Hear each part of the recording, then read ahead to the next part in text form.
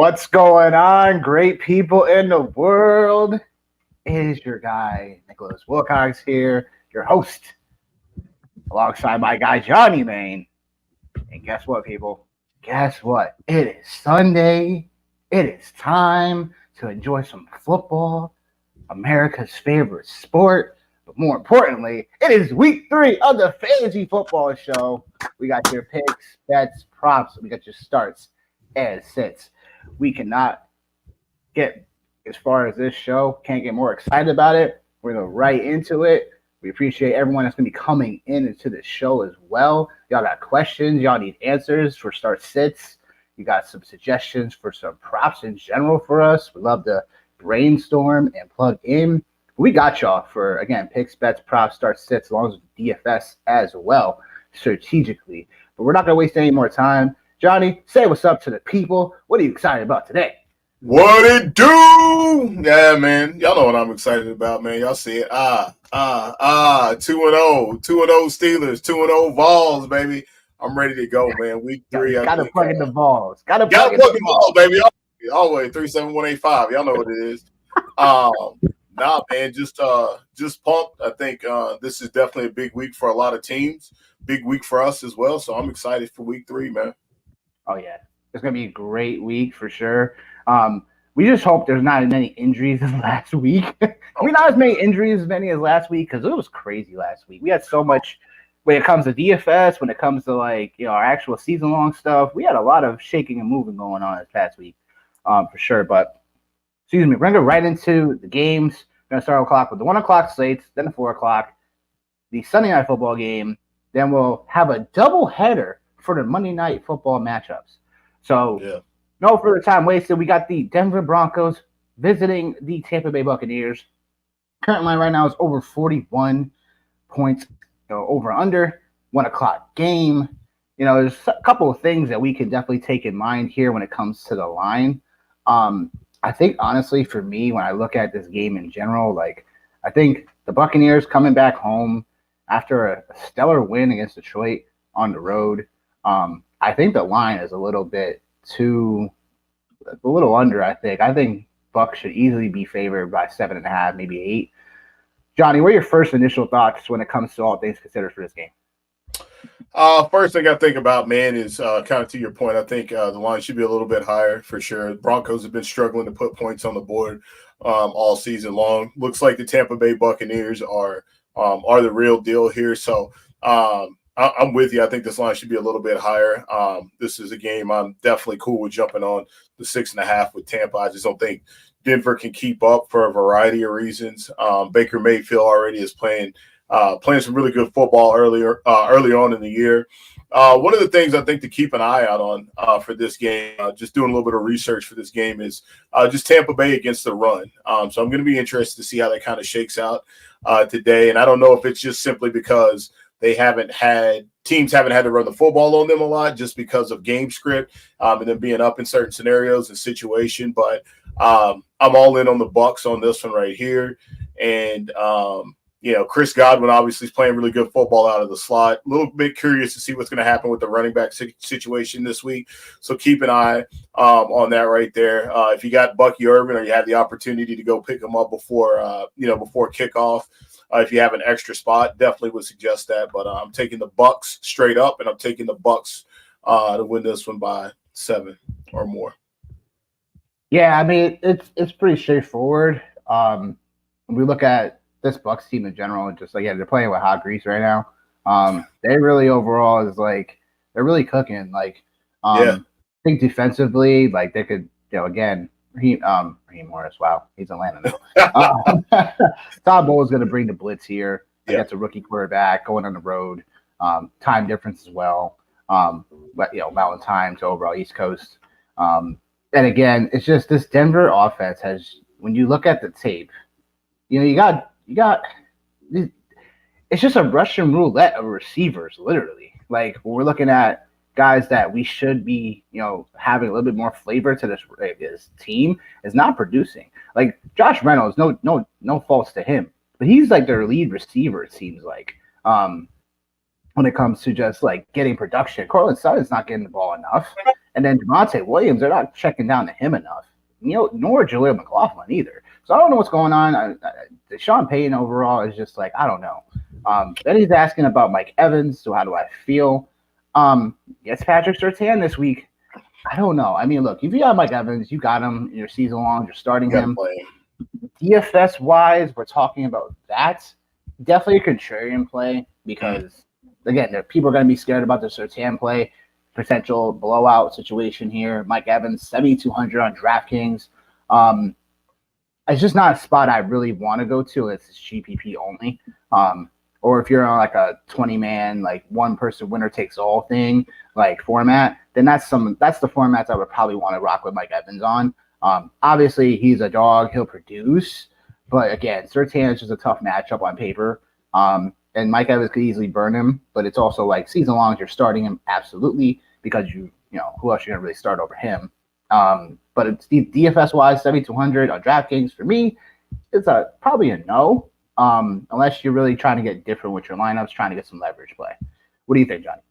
Yeah, GPP, definitely Mike Evans for sure. Like, I think you kind of knocked it out of the park. Like, if you're wanting to get contrarian and you want to get a piece of this game here, that's definitely the way to go. I don't think Baker Mayfield is going to shy away from Mike Evans. So I'm okay with playing Mike Evans in a few spots here and there. But he's not somebody that, like, I'm locking and loading. I just got a sprinkle of them here and there. I would say, if you're talking DFS, like I said, I'm sprinkling in some Javonte this week on my side of things, just because it's going to be a little bit different. And who knows, man? You know, maybe the Broncos do show up to play some ball. And you're talking about Cortland Sutton. I know we're talking about Mike Evans, but Cortland Sutton, man. I mean, you know, they went to Seattle week 1. Obviously, they played Pittsburgh week 2, so I'm not really ready to bail on Cortland Sutton as of yet, man. He's still somebody I got faith in season long and a little bit DFS. But Mike Evans, definitely GPP contrarian play for sure. Definitely. That's where it ends. Moving on to the next game. Pretty decent big game right now. Here we go. First early on in the year. You got the Eagles coming in, 1-1. Saints undefeated so far. Going back home, they're hosting. Eagles are at plus 2.5 right now. That comes to most books. Over under right now is 49. What I say about this game overall is give me all of Chris Olave. He gets the best matchup on paper in the league when it comes to wide receiver cornerback matchup. Over under right now is 64.5 for receiving. Some books might have a few more yards depending on when you got it. But definitely, I love Chris Olave this week in terms of all it takes is one. Just like Rashid Shaheed, all it takes is one. All it takes is one deep shot early on in the game, and you already got this covered. Then obviously, you know, we got to pull up the prop shop for this one. Here we go. I think people know where I'm going to be going with this. As prop shop right now, we're right where we want to be right 500? now. All right. 500 right now, All not right. 6 for 6. 500 on the year so far. Chris Olave is on the prop shop list this week, over 64.5 receiving yards. Look, even if this game is close, we all know Olave should still get the ball in this matchup. He should easily clear this line for over the 64.5. I would take this line up to 80 yards over. So if there's a few yards off this line that I see, and it's like 70 or whatever, I still would take it up to pretty much 80. Never mind. You just saying. Ben's just saying thanks. We appreciate you, man. Any other questions? Feel free to stick around and ask more. But Johnny, what do you say about this game overall? I think the Saints have been playing with another team that's been playing with hot grease and absolutely came out of nowhere in terms of production wise. We didn't expect all this in terms of the Saints being this type of team early on, especially. But I think this is a game where the Eagles, like, win or lose, have to show up. Gotcha. This is a game where after the debacle at home, where they pretty much led this game entirely against Atlanta, another division foe in the NFC South, like, they overall just laid an egg, especially defensively. So what do you say about this matchup, Johnny? Well, it's funny you're talking about defense. That was actually one of the things like I had for, in my notes is just how bad the Eagles have been tackling. And they've been getting gashed on the run. And obviously, I think we're seeing Alvin Kamara, shout out UT, hitting the youth juice on a man for sure. Like so far, the Eagles are giving up the most yards rushing at 6.5 per yards per carry, and 14% of their yards are going for, or 14% of runs are going for over 15 yards. And now all of a sudden you have Alvin Kamara and the Saints coming to town, right? And then obviously a lot of questions on the back end. They have a lot of youth back there as well. And the Saints, man, they're playing really good football all the way across the board. Then you got to go into the Dome, into New Orleans this week without A.J. Brown. And I think, like we've seen, obviously, how critical he is to that offense. So, yeah, this is definitely a really dangerous game for the Philadelphia Eagles this week for sure. If you ask me my take on it, this is one of those games. I think every week there's always a game that has a high total. But these are, well, one of these football teams is really good, and the other one is supposed to be a really good football team. So I feel like probably going against the grain on the over. So I'm going to take the under on this one right here. And as far as like to win the game, man, we talked about it earlier, man. Like you got it, like what you're seeing, man. This is what it is, right? The New Orleans Saints, 2 weeks into the season, they're a tough football team. They can run the football. Derek Carr is playing good. This Kubiak offense now all of a sudden has got everybody kind of buzzing right now. And I think there's more questions than answers that we have to the Eagles. So straight up, I'm taking the Saints at home. And then I'll take the under. I'm probably not going to mess with the 2.5 with the Eagles just because I think we still feel kind of like, are we sure about the Saints? Are we sure about the Eagles? So give me the Saints at home, and that's the difference maker for me and that shaky secondary back there with Philadelphia. Yeah, that's fair. I mean, yeah, that's definitely fair to say. It's just a weird line that the bookmakers really think the Eagles are only a +3. I think it's just one of those matchups where, yeah, I may not want to take a team on each side particular. If I was going to take one, just give me the Saints at home to cover. Just because I think they're playing way too hot of football right now. I think they're a more balanced and complete team at the moment. And the only reason why I say it is because A.J. Brown is not with the Eagles right now. And again, like we definitely saw what this Eagles team is without him. Unless we see some drastic changes for this week upcoming where they like some matchups in between. Like, I don't know, with Jahan Johnson, you traded for him and he hasn't really been much of a factor at all. You're using Brendan Covey. I know, right? Who's that again? I don't know. Bro, listen, I know Johnny Wilson was, but not who Brandon Covey was. I had no idea, man. Like I had to check up on him, man, and just take a look for routes ran and stuff or whatever. And obviously when I'm looking at things at DFS, man, I'm like, all right, like, hey, is this somebody that maybe, I can just, maybe throw one in of? And I was like, wow, yeah, Covey, huh? That's what we're doing out there. One thing I did want to bring up too, Nick, man, just as far as from the DFS side of the world, man, a lot of ownership coming through in this game right here, specifically on DraftKings. Yeah. A lot of ownership. Well, let's look at it. DeVonta Smith definitely should be high owned. He's going to be the overall 20. Alpha. Seeing 18, 20% for DeVonta Smith. That should be a given. That's more of a cash play for sure, if anything else. Yeah. Where else do you see high leverage? I mean, high ownership. Alvin Kamara on DraftKings coming in almost 30%. Obviously. Rashid Shaheed and Olave both are coming in around 15, 16%. Obviously, Rashid Shaheed is a little bit cheaper. He's coming in at 5,300 versus Olave 6,300. But the guy that's going under owned, man, and I always get a little. I get my God, man, my MVP, Saquon Barkley, coming in at this point right around 5-6% owned.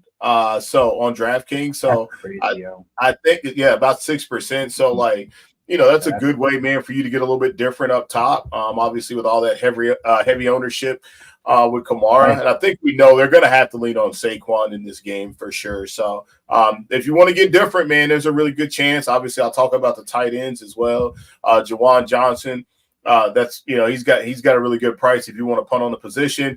And then Dallas, go home on a milk carton. Goddard, after last week, man, I'm sitting here like throwing in like these, boy. showdown slates, and I'm like, man, he's gonna eat. Yeah, Nope. Dallas Goedert is the guy that looked old on Monday night. So. I don't get it. I don't understand it. I just in that game especially, like I just didn't understand why he didn't get more usage in that game. From a target perspective, like but again, we digress and we move on. But that's it. I would say, yeah, Kamara, like we obviously, I mean, I called him as a lock of the slate last week, and hope everybody wants cash with that pick.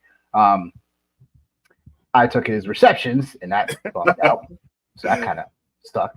But I was happy for everybody else that got the locks of the slate, including myself. But I think Kamara, 7,500, I mean, obviously, like he's going to be really chalky. So pretty much cash game. Like if you want to put him in GPP, sure, just expect him to be 35% owned, stuff like that, especially playing like the Millie Maker on DraftKings. Yeah. Where I stand with Kamara this week is like, yeah, he's still a bona fide stud. Like he could easily be the lock of the slate. I'm going a little different this week because I want to get some leverage on a slate where there's going to be some studs that we're kind of already seeing that should be a little more owned and isn't. Yeah. Like you just talked about Barkley at only like 10%. He deserves to be a little more higher owned, especially him leading the league in running back touches right now. Doesn't make any sense. So for 7,700, like Barkley is definitely a guy that I could play for cash for sure, and definitely for a GPP leverage play. Obviously, I talked about Olave already. Rashid Shaheed, same thing. Like, it takes one for both of those guys to go deep, hit it long. Derek Carr is just playing phenomenal football. And hasn't looked like that short check down, short intermediate type of guy where we've seen. And I think it goes to Clint Kubiak, really allowing these guys that, they lead the league right now in motions. They lead the league in play action plays. And Derek Carr, every single drive, he scored a touchdown on this season. So it's just it's crazy. As an Eagles fan, Hunter says, I'm not looking forward to this game. I don't blame you. I don't blame you at all. Saints fans are. but like, man, like what Hunter's saying, right? Like we see this every year, man. There's always a team that kind of comes out of left field that ends up being a perennial contender or a threat to whatever conference, division, or whatnot.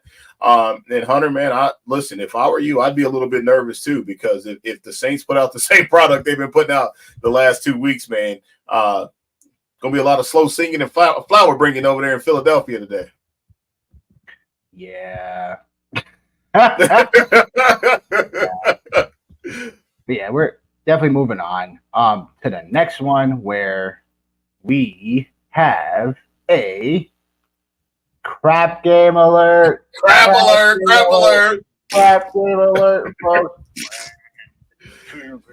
Mess up your stomach, people. What game we're talking about is the Giants and the Browns. Turds. Not too much really I want to talk about in this game per se. Like Giants going on the road to Cleveland, over under 38.5. These are like some really secondary pieces for probably a lineup or two if you're playing on DFS.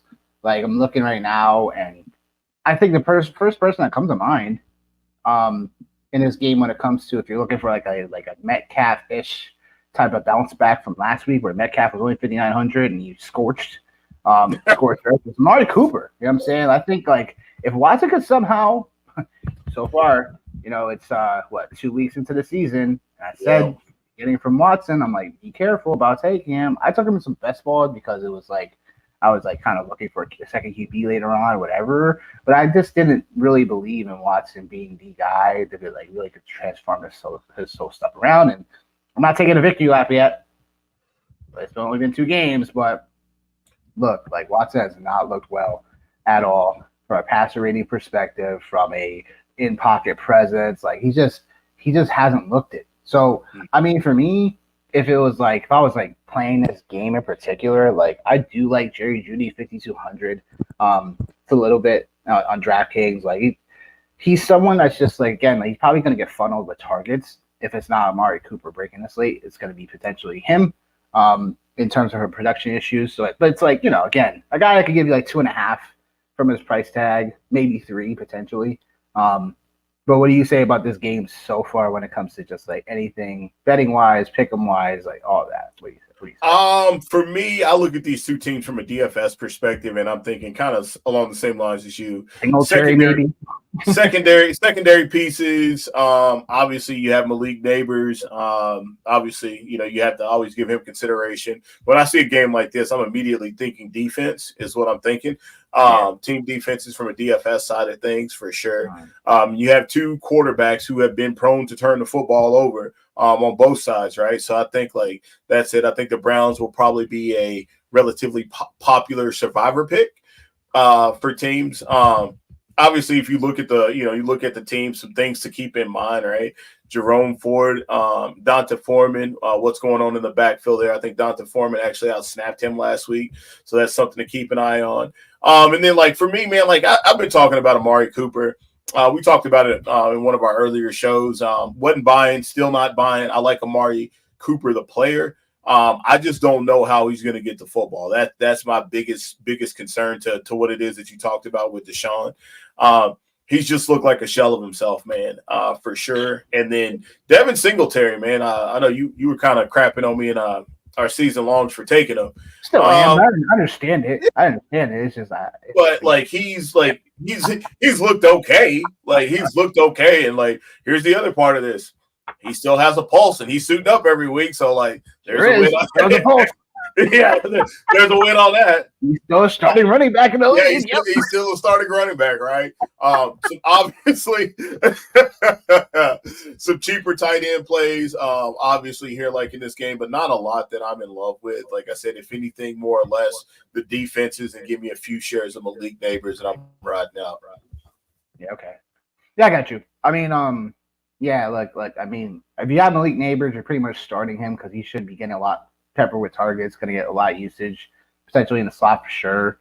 But yeah, like not too much, like literally like unless this game gets to like 50 something total touch, like points or whatever out of nowhere. Like Malik Neighbors 6,400 on DraftKings, so it makes sense if you want someone that is going to be most likely less owned.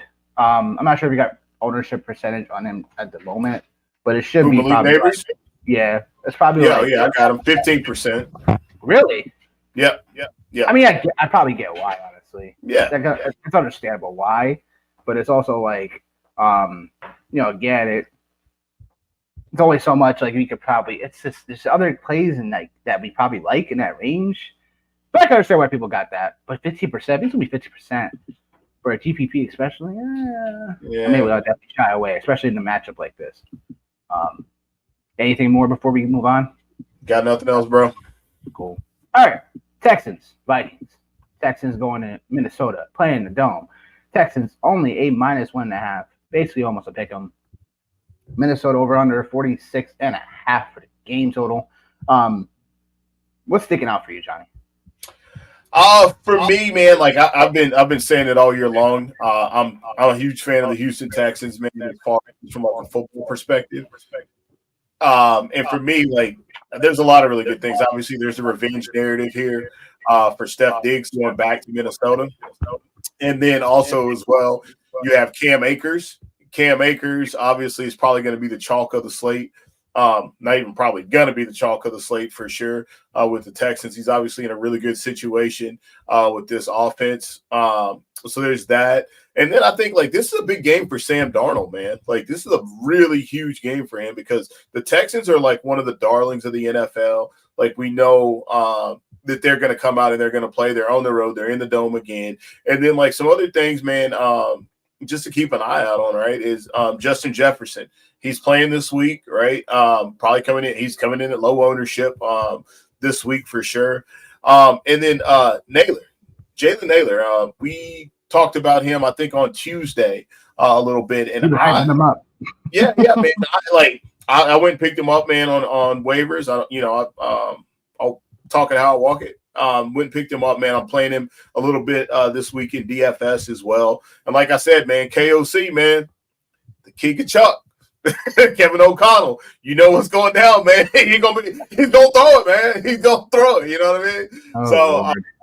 so for me, like that's what I'm looking at from like a DFS side of things. And I think this game does have the potential to shoot out. So this is a game that like I have ran some game stacks with. Obviously, because with Cam Akers, it gives you the ability to use him at a like almost mid price and then get some other pieces in there. Straight up on the game though, like obviously I'm taking the Texans. Like I said, like I'm a huge fan of what it is that they have going on right there. And then again, another big game for another team that we have a lot of questions about, right? The Minnesota Vikings. Aaron Jones is somebody who's showing up a lot too, as far as from a DFS side of things. And for some reason, like I only trust Aaron Jones against bad football teams. Like that's like, and like the Texans are not a bad football team. So like I won't be playing a lot of Aaron Jones, but I will be playing a lot of Naylor. I will be playing some Jay Jets for sure. And then I think everybody's in play on the Houston Texans side of things for me. So I'm taking the Texans with the 1.5. I will take the over.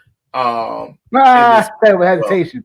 Yeah, because I can see this one. I could see like Brian Flores, man. Like what they did last week, I think was pretty good. I do think C.J. Stroud will probably handle the blitz a little bit better, but I'll be more curious about what the Texans are going to do on the defensive side of the ball with this offense of the Minnesota Vikings and KOC. Yeah, it makes sense. I mean, look, like we're talking about both these teams could definitely potentially shock us with the over-under for sure. So I would take the over in this game. Man, the Vikings are playing really well right now. I just think Houston going on the road, I think they'll be able to pull this off because this is a game where if they lose this game for me, I lose a little bit of it's not something I'm like completely off of them completely or anything. I just lose a little bit of like that Texans team that could easily win this division to being a loud, screaming loud out for the postseason to them becoming all right. They'll probably still win the division, but can they go more further than that? So I'll start kind of questioning that just a little bit because look, I think the Texans are a little bit more complete team in this matchup. I think offensive line's better. I think defense is just a tad better. I mean, Minnesota's been playing lights out defensively, but I think Minnesota is the true test for them when it comes to Houston in terms of everything considered. I know we still got Nico Collins questionable. I think he is going to be playing. Yeah, he's going to play. What I like from a props perspective in this game really is, Joe Mixon is out as well. So he's an easy, plug and play, especially on DFS where he's 4,700. Cam Akers, yeah, absolutely. Pretty much a free square, especially. Absolutely. Like, cash games, especially. I don't care if he goes out and scores 5 or 6 points. Like he ends up going 17, scorched earth or whatever, and you don't have him. Kind of really put you behind. I expect Cam Akers to be 80% owned in cash games, probably 35, 40% in GPP because he's so cheap. He allows you to construct other things. So, I mean, look, Cam Akers pretty much I'm not going to call him a lock of the slate, but he's someone that like you're going to want to have just so that you can make some balanced roster construction out of. But in terms of, I like Houston this game. I like the over. I like them to, easily, pretty much just cover. They pretty much a money line pick on. But I like from the props perspective, I pull it up. Stephon Diggs over 40.5. Gonna eat today. Gotta eat. I also like the over 4.5 receptions. I think some of the books went up on it to 5.5. I still would like that as well. So I do like the rack yards for sure. That's the play. Going back to Minnesota where he was, he had played. I think this is one of those narrative games where it's like he does his thing. Does he break the slate? I don't know. Nah. I don't know if he breaks the slate, but he's someone that is like he's going to be healthy in terms of like having it in your roster, should be able to do well. But from a props perspective, this should be easy money. You know what I'm saying? We should definitely eat for sure when it comes to Stephon Diggs for that low receiving yards. And I think, man, like if you just kind of running back and look last week, man, it looked like he was already buttering Stroud up last week, right? Like he's been buttering him up because like Nico's been the guy. flat out, like, the first 2 weeks for sure. So I think, obviously CJ Stroud, we're all aware of the situation, right? And I know like he wants to, go there and show out for sure. And like I said, you were talking about it earlier, man. We were talking about it this week, just about the rushing aspect of things and how we've been waiting for quarterbacks, to kind of take that next step. And maybe this is the game for CJ Stroud coming in crazy under own. And it's a price point, right? It's a price point for him for sure. But like 3-4% for CJ Stroud in a game that's got 46.5 over. I'm definitely going to be taking my shots with him for sure on DraftKings and FanDuel. Makes sense. I mean, like, what is he on FanDuel? Oh, man. Price-wise. 7,600 probably. Yeah. I'm guessing. Yeah. So I'm DraftKings guy. But like yeah, that's right. Yeah, but 7,100 on DraftKings, so he's like in that range where it's like Stroud's gonna, he doesn't run a lot, so it's like that's another thing why people may not be on him as much. But if he goes out, throws 4 touchdowns in a game that we expect to potentially get the over, then yeah, it would make sense to definitely play CJ Stroud from a leverage perspective. 8,200 on FanDuel. Ooh. So he's pricey. He's pricey. But even on DraftKings, right? When I was, making some lineups this morning, it's 3% for him on DraftKings, man. So, yeah, that's the play. If you're gonna play CJ Stroud, I think you gotta play him on DraftKings if you're gonna play him for 7,100, and then you could, stack him up. We didn't talk about Tank Dell, but I think Tank Dell, looking at him now, he's only 5,200 on DraftKings. I think that's a little too low. In terms of, look, like, we all know the connection between these guys, between Stroud and Tank Dell. So he has to be a guy in which you stack him up with if you're gonna play CJ Stroud. I'm gonna quickly look at the line because I might. We got a question in the chat while you're looking at that. Somebody wants to know. Robert wants to know Waddle, Reed, Judy, or Kirk full PPR. Start 2 of them. Thanks. This is. Robert, man, it looks like you drafted like a couple of the guys that me and Nick were on, like at the beginning of the preseason. Especially after all his injuries. Man. I'll take a stab on my guy, man, Christian Kirk. I think there's got to be a point in time where this pops for him for sure. It's a really weird situation. It's getting really weird down there in Jacksonville. But like when I look at like these two, or like look at all these receivers that you have here. Kirk's going to be on the field. Trevor Lawrence is still upright. The Buffalo Bills obviously have a propensity to score points. Christian Kirk is definitely a guy I'm going to play here. I think he's probably as crazy as this sounds, man. He's probably the safest out of the 4 for you. Kirk is? Bro, are you kidding me? Christian Kirk is the safest? Bro, Waddle, Reed, Judy, yeah, they're all in the same. Like Skylar Thompson is throwing the ball today. Jaden Reed is dinged up with Malik Willis. Yeah, Jerry Jeudy has freaking Deshaun Watson. Christian Kirk is at least healthy and at least has a quarterback that can get him the football. So I'll take Christian Kirk for sure. And then the other 3, man, I'll hear what Nick has to. I'll hear what Nick has to say. But like Jaden Reed probably would be the play for me, just because he's gonna or potentially could get the ball in a different facet. But like I'd say this, Robert, man, I feel bad for you because this is a classic battle of shit versus stink for you right here, man. Look, man, like it's tough because obviously like Jaden Reed, he was the wide receiver 1 week 1 because again, he looked phenomenal. He had 4 catches, 138 yards, 2 scores. So it's kind of tough. And again, it's a Tennessee matchup. Malik Willis at quarterback. I'm sitting him if I have better options, obviously, but I think it comes down to, for me, man, this is tough. I might just be in agreement with Christian Kirk potentially, because there's like, who else is there? There's no Evan Ingram. You know what I'm saying now? They're not checking on the Travis Etienne enough. So I don't know. Buffalo defense, like, I don't know. They look good, man. Buffalo's defense look good, man. They look fast and they look good even with losing all those players. It's easily mop-up duty potentially for Christian Kirk. Yeah, this is a tough question. It's probably the toughest question we've had yet so far. But I'm starting Waddle because look, like I know Skylar Thompson's at quarterback, but I think that you drafted Waddle pretty high. You also know that he's still going to be, in an offense that as long as they get the ball out, what I'm saying? Waddle is like right now, he would normally be like a mid wide receiver too. He's definitely a flex play. All these guys to me are all flex plays. Yeah. So there's not like a wide receiver 1 here per se. These guys are all like wide receiver 2s, flex plays. For me, I'm going Waddle. I'm going Waddle. I'm going Waddle. Going Waddle. Man, this sucks. It does, man. That is terrible. Tough. Well, here's the thing. I'm going Christian Kirk because I think that in a game where Jacksonville is going to have to score some points, they're going to have to keep up.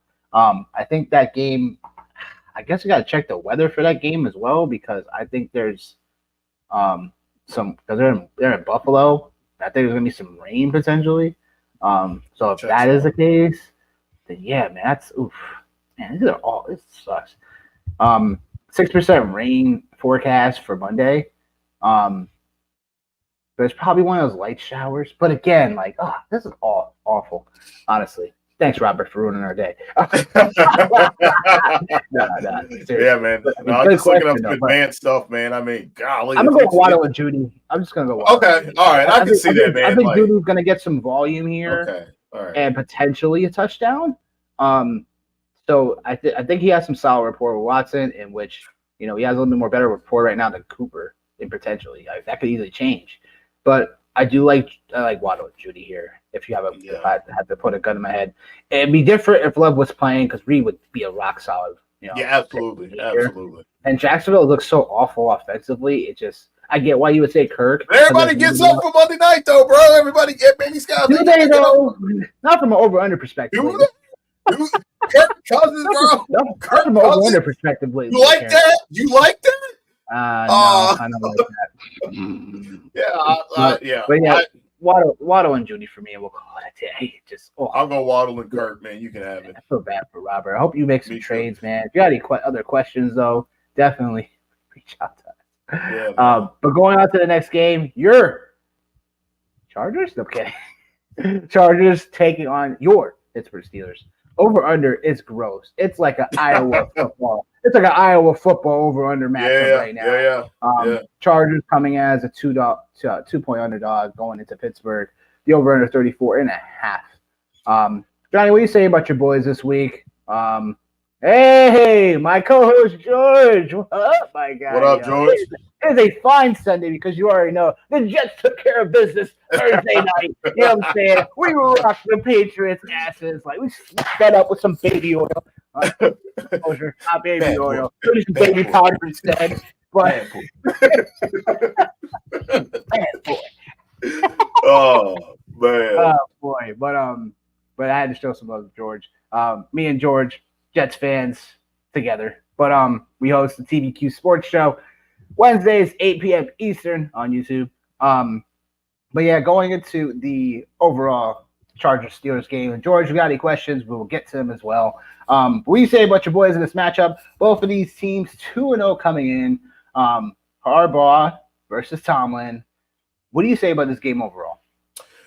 Man, for me, this is a game that I'm probably a little bit more nervous than most Steeler fans, and I'll kind of explain why.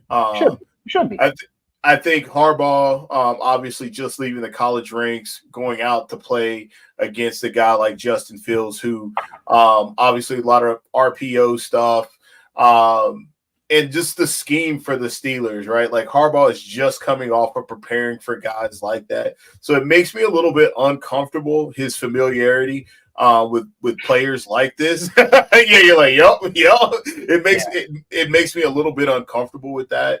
And then I'm curious to see too how Joe Alt holds up today for the Chargers against both the pass rushers for the Steelers and Highsmith and TJ for sure. I'm interested to see how that goes. And then J.K. Dobbins as well for the Chargers is a guy that I can't remember what the stat line was. I think it was like over the last 4 games, basically he's ran for over 100 yards in all those scenarios. Obviously, completely different dynamic with the Chargers.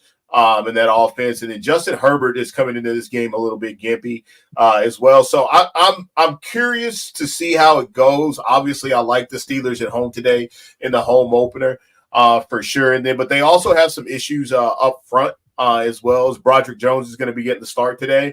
He hasn't looked very good early on, but Roman Wilson is also returning today for the Steelers as well. You have two really great safeties on both sides of the ball in Derwin James and Minka Fitzpatrick today.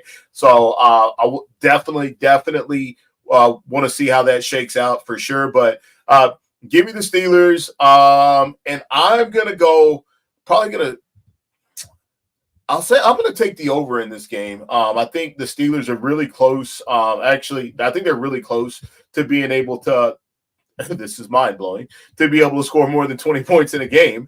But I think, when we put this in a box and say, hey, man, this is what it is, man. The Pittsburgh Steelers have an opportunity today for this defense to bring it home for them, just like they had the last 2 weeks.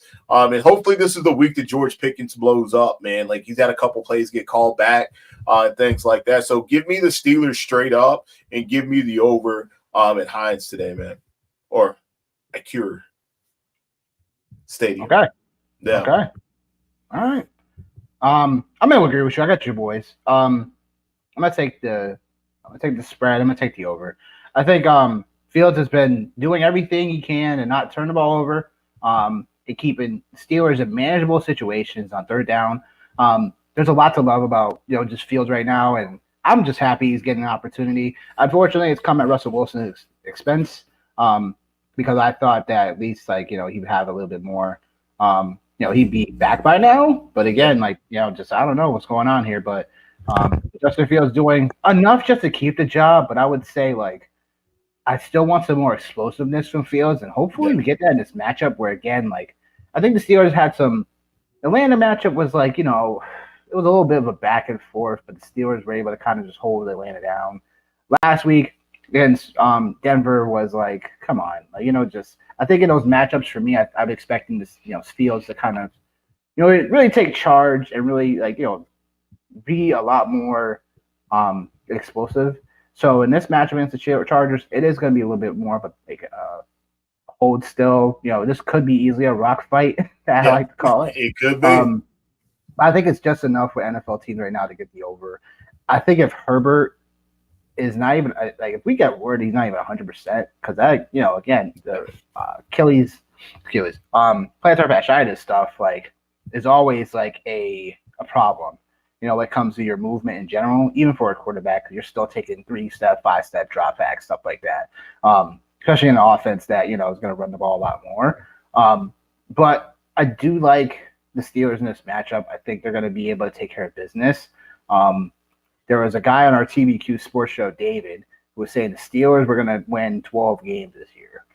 So far, I need to go get that man a follow right now. I need to go get him a follow right now. That's my guy. Hey, that's what it is, man. Don't even get me fired up. I didn't even make my plug, I knew you would man. like that one. Listen. Next body on the island. Next body on JPJ Island. Oh, man. Quentin Johnson. Yeah. Next body on the island. So Lord. We're going to the prop shop again in this matchup because I think this is a game where it's going to be a back and forth possession game. So this bodes well for none other than your boy, you guessed it, Najee Harris, over 53.5 rush yards. I think we know that Warren's going to mix in, obviously, but I think Harris has done back-to-back performances at least over this line. He's had 69 rush yards last week against Denver, 70 in week 1 against Atlanta.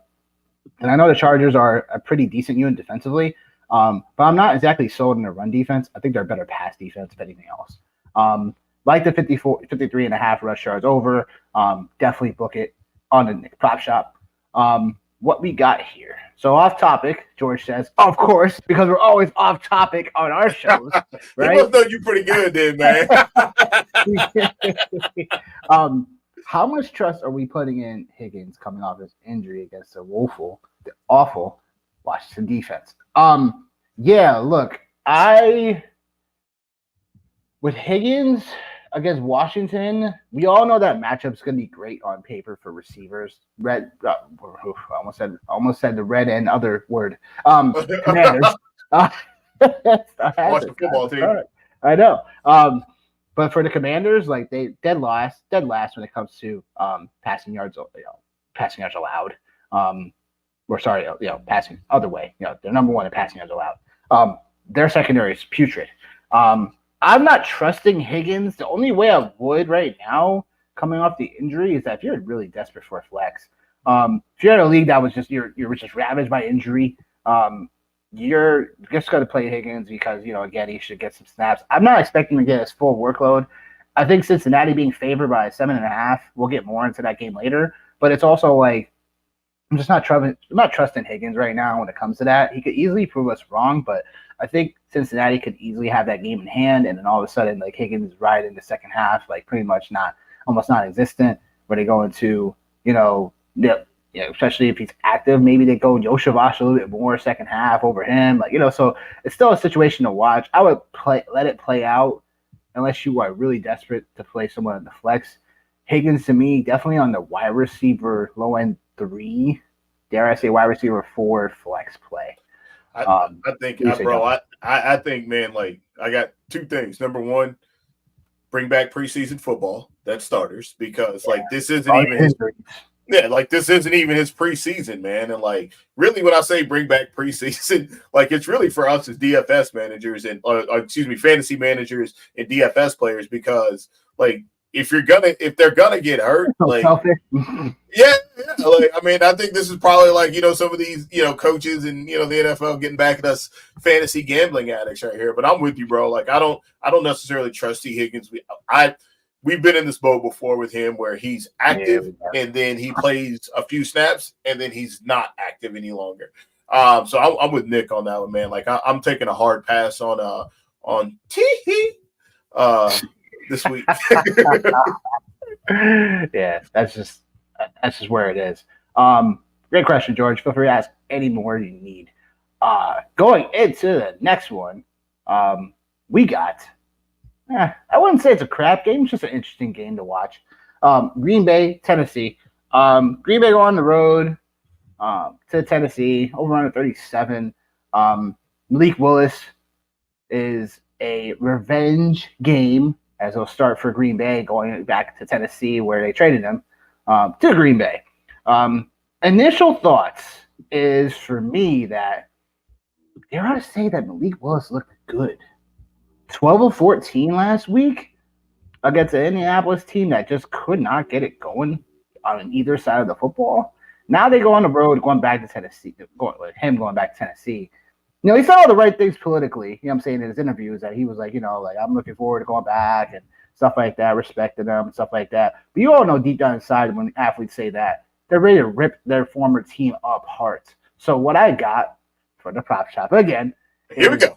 What I got for the prop shop, is overall, got to plug it, of course. Malik Willis, if you got it on your books, over 32.5 rush yards. I think that even though they know that Malik Willis is a running quarterback, I think there's going to be enough times in this game where he's going to be able to find his Green Bay receivers and then therefore still open up these rushing lanes for him. Josh Jacobs came out last week like a madman as well. So that only should really help him in terms of how he should be able to get some, running lanes going, especially in this matchup, especially if they're potentially down. Or if they're potentially up, because look, I think Jacobs is him. It'll be Emmanuel Wilson getting the football, but I think you'll be able to use Malik Willis enough to cover this over 32.5 rush yards. I think that's a little low. I would take it up to 40. I think last week for Malik, he had what, 4? Hold on. Boy, I should have this up. He had. Well, why are you looking that up? Why are you looking that up? Well, I'm looking this up, right? Yeah, no, you're good. 41 last week. 41. Man, what do you say about this game, Johnny? I think the revenge narrative for Malik Willis might be a little bit overblown in this situation, just because it's a Really? because it's a different regime now. Like from a coaching staff perspective, like in Tennessee, I think it might be a little bit overblown. And for me, right, like the Colts, man, like they just haven't looked good defensively. Like they haven't looked good defensively. I agree with you that, like, if you think Malik Willis is not necessarily just for that prop, but if he's going to be running, then obviously that should help Josh Jacobs. I think for me, man, I think this is the game the Titans have been waiting for. This is a game where they can, if they get up early and are able to throw the football the way that we wanted to. So maybe this is a Will Levis spot. If they're able to do that, now there's a lot of pressure on the Packers. We talked about it last week, like if Matt LaFleur gets this done with Malik Willis, he's a guru, he's a whisperer, whatever, and he did. But I think it was more about their run game and more about how bad the Colts are versus Malik Willis and what it is that he's been able to do or was able to do last week. I think this is a great spot for Josh Jacobs and Tony Pollard both. I think it's a great spot for both of them. I think Jacobs is going I'm in on that. It's my DJ bet of the week. Hey, why not, man? It's my DJ bet of the week. Right. But I can absolutely see a scenario where that is a real thing based off of the way this game is going to play out. Because if you're the Tennessee Titans, you line up to stop Josh Jacobs. And like Anthony Richardson last week, man, like he couldn't complete anything. And I know Will Levis is kind of in that same boat when we come to accuracy. So, but for me, the Titans are 0-2. They're 0-2. They're at home. Man, I just have a hard time seeing the Titans come away from this one without getting a win. So I'm going to take the Titans this week, and I'm not going to mess with the over-under on this. But I think Tony Pollard is in play. Josh Jacobs is in play as far as from a DFS perspective for sure. Calvin Ridley last week got loose. Got loose last week for sure. That's it. That's all I got, man. Man, I'm taking Green Bay on the road. I'm going to take the points. Okay. All right. I think Green Bay. I think LaFleur. I just think that he's – based on what we saw last week alone, and he only had a week of prep time with Willis, and he carved up a game plan that was chef's kiss. Chef's kiss. It was just chef's kiss. It was.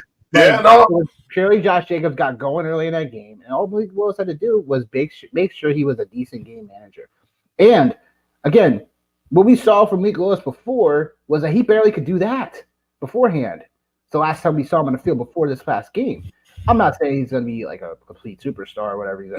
Whatever. I think he'll be doing, again, just enough to make sure Green Bay is not in these weird third downs or they're putting their defenses in bad field positions. And this is going to be one of those games, just similar to the Jets game and similar to the Bears game that the Titans played.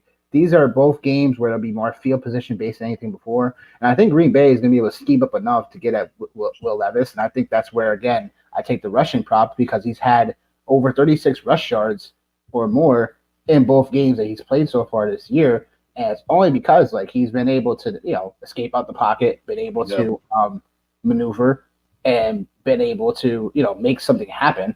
So it's 13 and a half rush yards is way too low for me for a guy that, again, he still is going to look to pass. He's not like a rushing quarterback per se, but he's definitely athletic enough to make some plays when they need him. Because I think that's what Tennessee will have to do in order to win this game. But yeah, I got Green Bay. I'm going to take obviously I'll take the points, and I take Green Bay money line as well. Because I just think that in this matchup, I think Green Bay defensively is going to be able to, just do it. I think just be able to take over and be able to not get Green Bay in situations where they're going to be in bad situations. We got George again saying, curious to see how this game plays out. Tennessee's defense has been stout to this point. And yeah, I agree with you.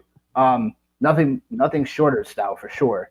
Like they gave they gave Will Levis 17-0 lead first quarter against the Bears a couple weeks ago, and they responded to that.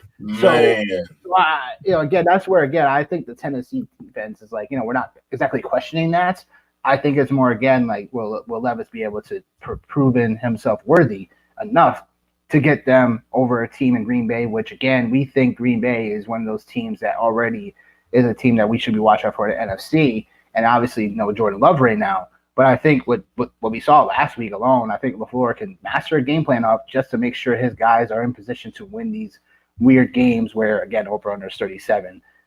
I like the under per se. I was about to say, I think if you can go anywhere, you I'm not betting on it per se. That's not something I just want to bet on because that's not exciting. It's very, very unsexy. But again, like that, and then I like some Pollard props as well. He's been being really utilized. He didn't make my short list, but he's someone that him, Jacobs, you could potentially talk about those guys because it could be one of those like. Again, similar to the Steelers-Chargers game where we're talking about run games and stuff like that as well, and not so much passing plays. But I think it's something to definitely keep our eyes on. Next game, Chicago Bears on the road, going to Indianapolis in a dome. Over under 44. Bears are basically a pick 'em plus 1.5. Johnny, what do you say about this game? Oh man, I have two thoughts. Right, like I think it's probably a. Oh man. I think this is a game right where I see the over and it makes me immediately really. Yeah, when I see the over, it makes me want to go to the under. Yeah. And the reason why I say that, right, is because I think the Bears defense, we all know, man, the Bears defense is pretty tough, man. They're pretty solid. The Colts still have a lot of questions on the defensive side of the ball. And is this Caleb Williams' week? Is it? Like, because the Colts have been giving it up, like it's prom night out here, man. So, like, so I feel Are you calling the Colts a slutty? From a fantasy perspective, yes. Yeah, they're giving it up. So, like from a DFS side of things, man, this is where there's finally an opportunity to play DeAndre Swift. And I'm not a big I'm not a big Swift guy. I'm not a big Swift guy at all. But for me, man, like as much as the Colts have been giving it up, man, like this is the place to play him in DFS. This is the place to play him in season long. If you drafted him, when are you ever gonna play him? When are you ever gonna play him? Yeah. And I think like for the Colts, right? Like I think last week might have been the best. It might have been the worst thing that happened for the Colts. And the reason why I say that is because I think now if you're Shane Steichen, you have to start thinking about, you have one of the best running backs in football in the backfield. And just to throw everything on Anthony Richardson's plate, like early on, no, you don't need to do that. You need to let JT do his thing. You need to let JT run the rock, be involved, and then Anthony Richardson, then he can take those shots, right? He can take those shots. He can move around the pocket. And we're at a place now with the Colts where who is the go-to wide receiver? Like Michael Pittman has looked lost in this offense. Alec Pierce is popping. A.D. Mitchell is popping. There's still more questions than we have answers about the receiving game for me in this one. And I don't want to take the Chicago Bears. I'm not going to, just simply because I don't think Caleb is there yet. But man, this is a game right here for me. Like I am going under on this game right here. And hopefully Anthony Richardson comes back to life, man, and makes a couple of big plays this week. So we can kind of get him back in our good graces as fantasy managers. But yeah, I'll take the Colts at home in the under. Okay. Yeah, it makes sense. Man, Chicago was one of those teams where I didn't have enough I just had to have enough gusto to be drafting enough of. Yeah. So with that in mind, we're going back to the prop shop. Oh. We're going back to Anthony Richardson over 40.5 rush yards. Probably going to be up to 42, potentially at some books.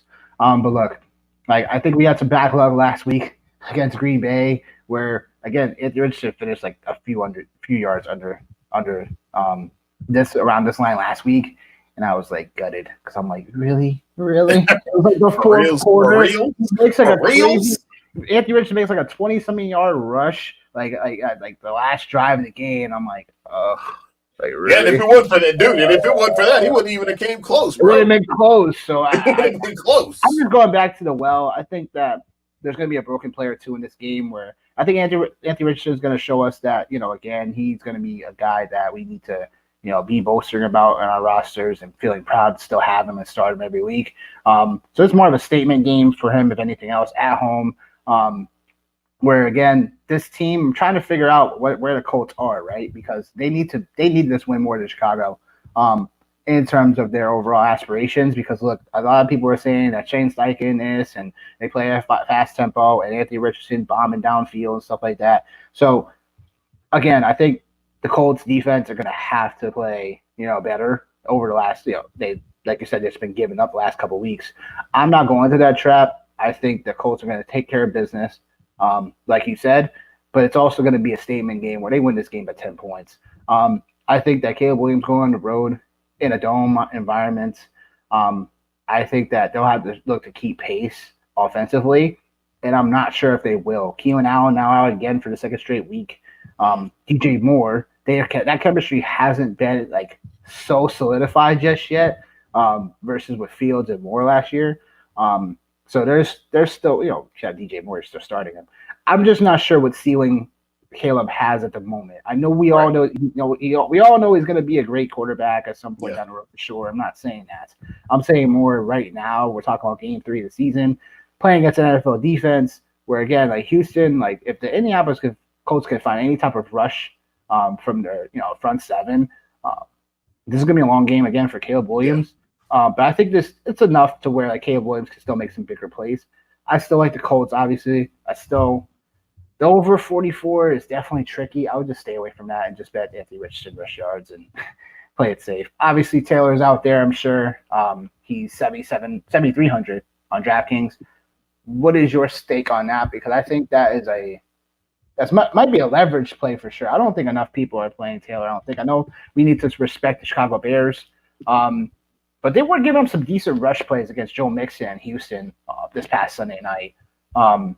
What do you say? What is your take on Taylor? What did you say on A Rich or stuff like that? Like in terms of like using those guys in DFS. I mean, for me, like I think, right, like if you want to get different up top, JT is the one guy that's standing out among the top 5 players on DraftKings. With the not one, but him and Saquon are the 2 guys that aren't coming in over 20% owned. So for me, like I'm cool with playing JT, man, just because, like you said, like it's a leverage play for sure. I think the game script, if it goes the way that we're talking about, like he needs to be featured, man. Like he needs to be featured at this point.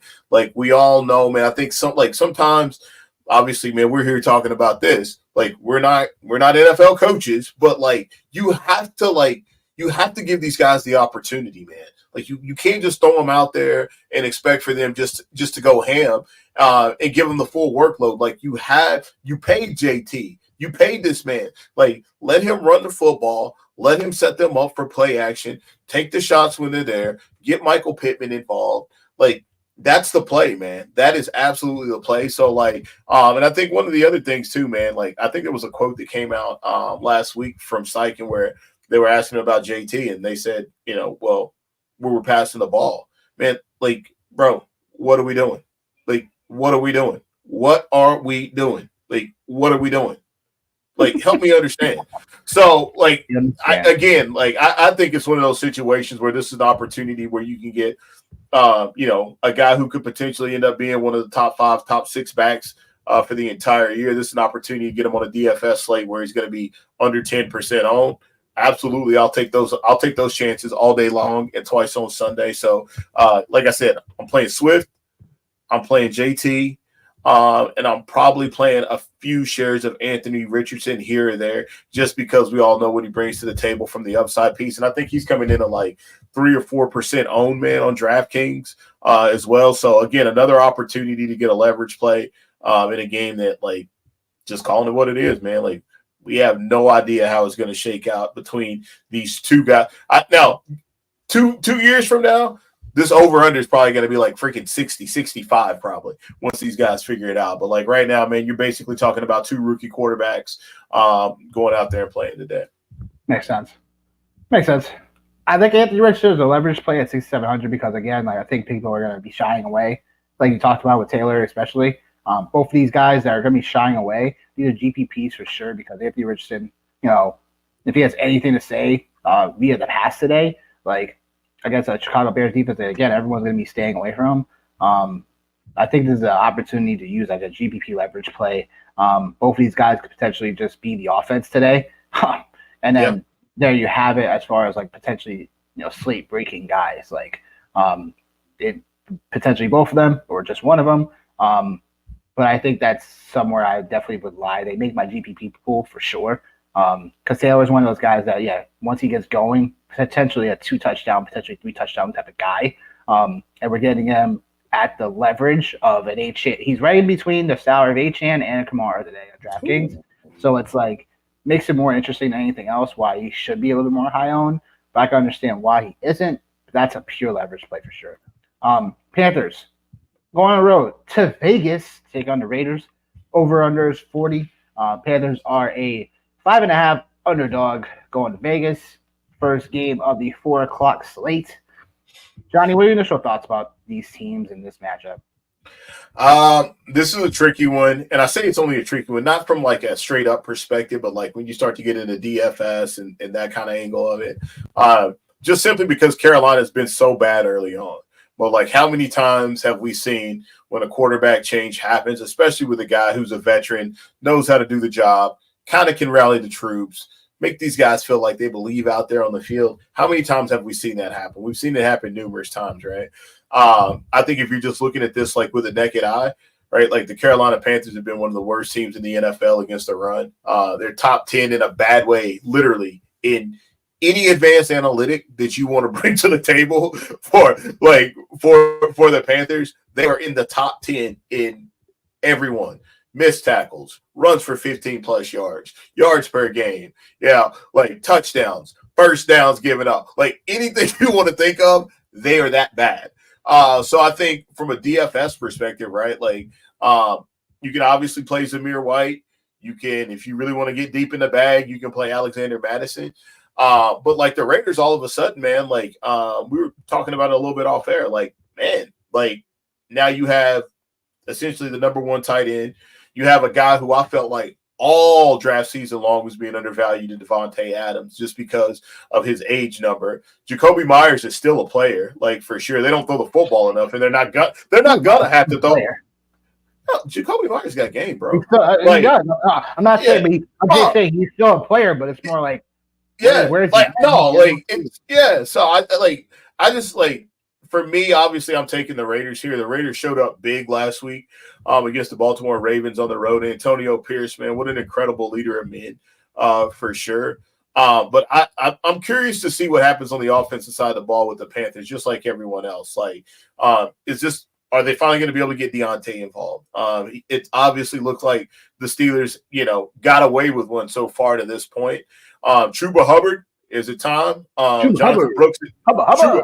Chuba Hubba.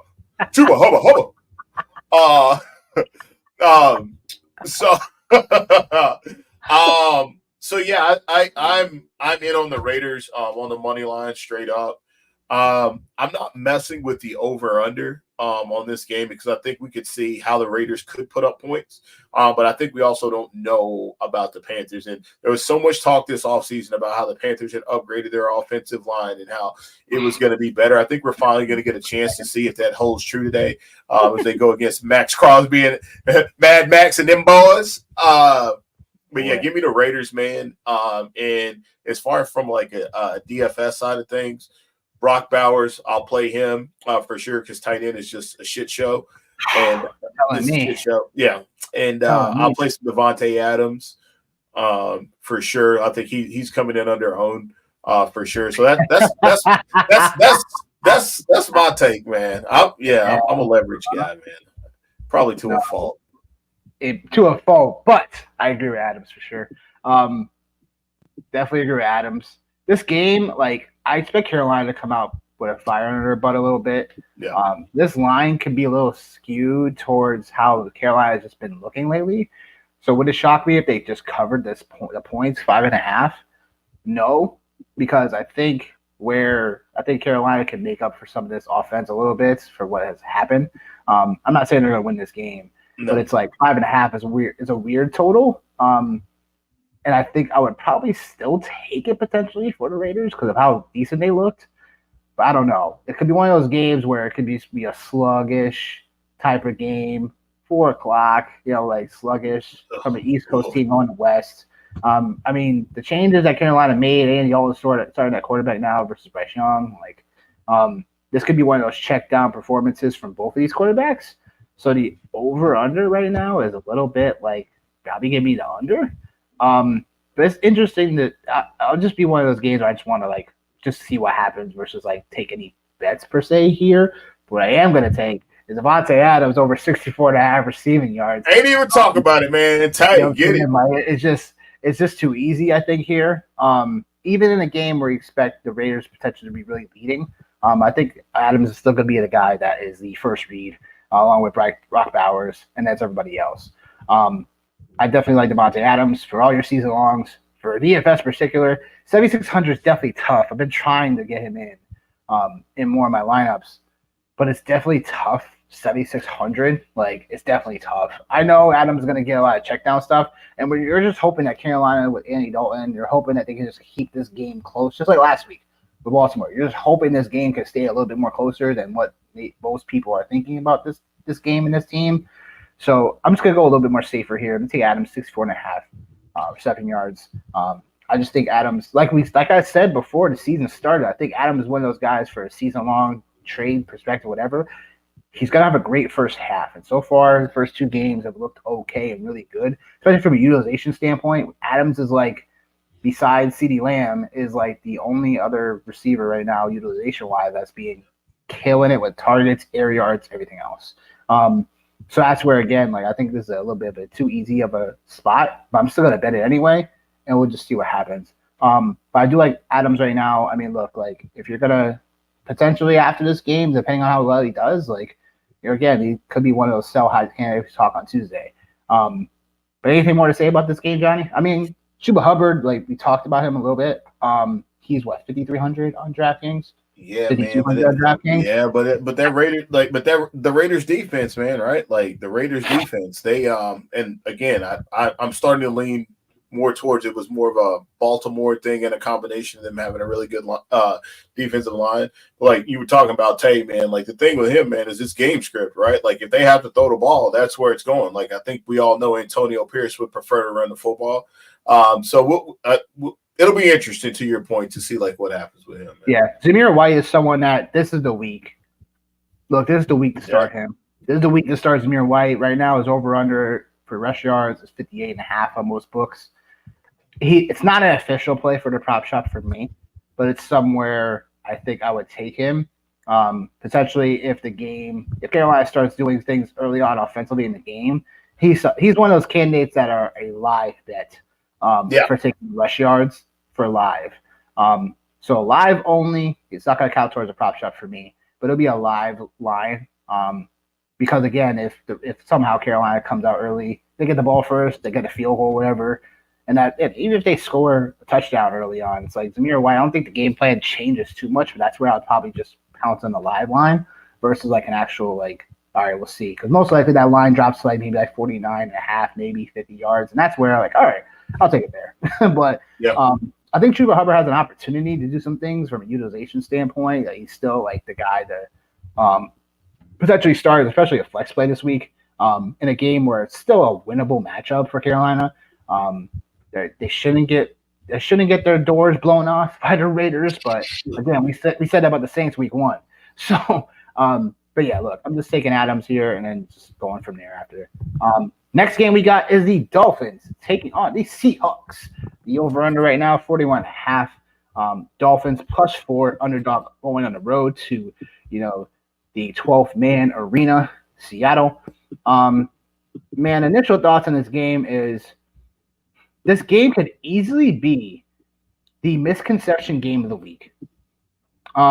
It's written all over it. People aren't going to attack this game enough, I don't think. I think in terms of Miami going on the road, that's a little bit more tougher. Skylar Thompson, he hasn't been the guy. But I think Skylar Thompson can do just enough to elevate some of these guys too. I think people are concerned about Tyreek Hill, Waddle. Most people aren't concerned about Achane, which is understandable, like because Achane is that guy. He is the man among men. You know, he is overall the guy. So I'm not taking a victory lap on him yet. I ain't taking a victory lap, but I'm running and I got a big sign up and I'm laughing and smiling the entire way. I'm almost ready to, again, just if you guys watch the channel, before we got the season started, all over Twitter and everything, I've been talking about Achane constantly, all circles, everything else. And so far, it's looked great. Basically, 60% of the snaps overall for him, and Raheem Mostert's nowhere to be found. He's not playing this game. He's doubtful. So it's basically Jalen Wright, and being the backup. Look. Miami here, again, this could be the misconception game of the week. There's a lot of decent pieces that we probably like in this game. JSN, Metcalf, there's a lot of other pieces on the Seattle side as well. Sharps at $6K on DraftKings he's 6,700 on FanDuel. That's a little bit harder on FanDuel for sure. DraftKings, somewhat the same thing, but again, I think that if it's anything like last week with Seattle, I'm hoping that it's a JSN show again. That'd be lovely. Because he had 16 targets last week. Crazy. Yeah. From a betting game perspective, I would say that I'm gonna take the +4 Miami. I know going into a hostile environment is gonna be different. Interesting. I just think Miami has what it takes to stay competitive in this ball game. I think people are kind of overreacting to the Skylar Thompson thing. I know he's not a great QB, and this could easily bite me in my ass. I don't care. But I think Miami has enough talent to keep this game close. Where Seattle, I don't think they have enough. I don't think they have enough to blow the doors off Miami even at home. Defenses to me are somewhat even-ish, so it just comes down to Miami and Skylar Thompson being a QB that can easily get these guys the ball, like Tyreek Hill and Waddle, and got yards after the catch. Jonnu Smith, Achane, all those guys have ability to get yards after the catch and make life easier for Skylar Thompson. So I think the +4 line is pretty valid. I would like it to be a little bit more, maybe one of those games where I just tease if I was going to bet the game. But what are your thoughts overall, Johnny, on it? Man, I'm going the other direction, bro. I feel you. It's okay.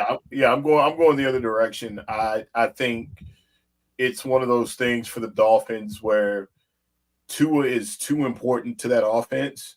And then if you start talking about Waddle and Tyreek, right? You could get them the ball and they can make some things happen in space. I think we all know that. Same thing about Devon Achane. I think we're all starting to see just how explosive he is, which I think we all knew. But I think the biggest concern for us is just how is he going to hold up? And I think there's a couple of narratives that I'm looking at, right? There's the bell cow narrative for him. Obviously with no Tua, he's going to get the football a lot. There's no way that no Raheem Mostert this week. Yeah, and at this point, I think even for Tyreek Hill being who he is as a player, I think through 2 weeks, Devon Achane is definitely the most valuable player on that team on the field. I think we can see the offense goes through them, and then you're going into Seattle again, man. Seattle. This is their third week in a row that they're playing against subpar quarterback play. So I mean, I just think I think they don't lose this game. Charbonnet, you talked about him. I like him again, man. He's I like what he's been doing in the passing game. I think he's a running back who is upright, got a pulse. So is he a lock of the slate for you? He's somebody that I'm playing a lot of, but my two locks have been Cam Akers on DraftKings and on FanDuel. Charbonnet would be on DraftKings, I guess, because I keep forgetting about Carson Steele in the late game slate on the main slate for FanDuel. I'm playing a lot of Charbonnet, man. I just don't JSN and DK, absolutely. Charbonnet's a lock for you. Sharps is a Yeah. lot for Yeah, he is on DraftKings because I play both of them. I play DraftKings and FanDuel, and Right. but it's throwing me off because FanDuel has the 8:20 game all the time on the late slate, so I just get kind of like but man, big one. So Charbonnet is definitely a lock for me. And then like Geno Smith, I think Charbonnet right now for me, like when I look at like the Seattle offense, it seems like it's smoother with him in there. I'm not saying I prefer him over Ken Walker because I think Ken Walker is definitely a talent. Like I'm in on Ken Walker all the way across the board, but it seems like things are starting to kind of click a little bit better for the Seattle offense. And I think going to the 12th man, give me Seattle. I'll take Seattle with the points, and I'm not messing with the over-under. So I'll go Seahawks money line and Seahawks points. They win by a touchdown, basically. What do you say? Yeah. Or a weird, funky 4-5, whatever. Okay. Fair enough. We'll have to see what happens. We'll have to revisit this on Tuesday. Yeah. This on Tuesday. Next game, Niners, Rams. Niners, 6.5 favor on the road. Going into Los Angeles. Quick hits, no Kittle. Now he's out. So it's going to be the IU Jawan Jennings show. Maybe some Kyle Juszczyk, maybe a little bit. But yeah, Niners are down in injuries. And, again, coming into the year, we expected, I expected some regression for the Niners, but kind of not like this with all these injuries. Not to say they weren't going to all be healthy, but no Debo, no Metcalf. No McCaffrey, no Kittle now. It's just the usage now. Just should be a lot more, narrowly distributed. Especially Ayuk, we're expecting him to have a big blow-up game potentially in this matchup. He's 200 on DraftKings. Like, it's pretty much a lock in cash games for most people. The Rams on this side, still got Kyron Williams, but now you got no Puka. Now you got no Puka Nacua, no Cooper Kupp. You got some guys that we don't expect to always be breakout guys. Demarcus Robinson, Tyler Johnson. Now you got the kid Jordan Willington that a lot of people were talking up and hyping up. There's a lot to not a lot to decipher, but more about like, are there plays enough to where we want to play them outside of Ayuk? So where do you stand on that, Johnny? This is a game for me. Jordan Mason's the play for me, for sure, man. Well, the Rams. Sorry, I didn't mention. Yeah, no, you're good. No, you're good, bro. He's the play for me, man. The Rams have given up almost 400 yards rushing, over 25 first downs they've given up. And obviously we know what Shanahan's going to do. We know what the base of that offense is. They're going to come in there. They're going to run the football. And that's what it is. And Brandon Ayuk is obviously in a really good situation for targets. But I just don't think or know, excuse me, if the game script is going to allow for him to go to the moon, because I don't know if the Rams are going to be able to score points to all the things you just talked about, right? They're beat up on defense. They're beat up on offense. They don't have the skill players. They don't have the skill players. I think another thing is, like, obviously I don't know if we got any info on Bosa or not, but San Francisco 49ers defense, man, is hell. Always has been. Division game. So I look at this and, like, the price points for a lot of these players for the Rams specifically is cheap. Kyron Williams is pretty much going under-owned. I shouldn't say under-owned, but not owned in basically every platform, which I think 7,100 on DraftKings. Like, yeah. Which we all know why, right? Like, this is not a dream matchup for him. But it's but I mean, like, it's a volume match. It's a volume matchup, and he's the best player on that team. But you're playing against the San Francisco 49ers, who actually on the defensive side of the ball, health has actually been standing up for him on that side of the ball. So I'm going to take the under in this game for sure. I'm going to take not the Rams, but the Niners straight up on the money line. I would feel comfortable taking the Niners in the 6.5. But it's always one of those things where it's a division game. You never know how it's going to shake out. The 49ers have had a ton of terrible luck so far as injuries go. So give me the under just because I don't think the Rams can get there from putting points up on the board. And the Niners, I'll take the 6.5 with them.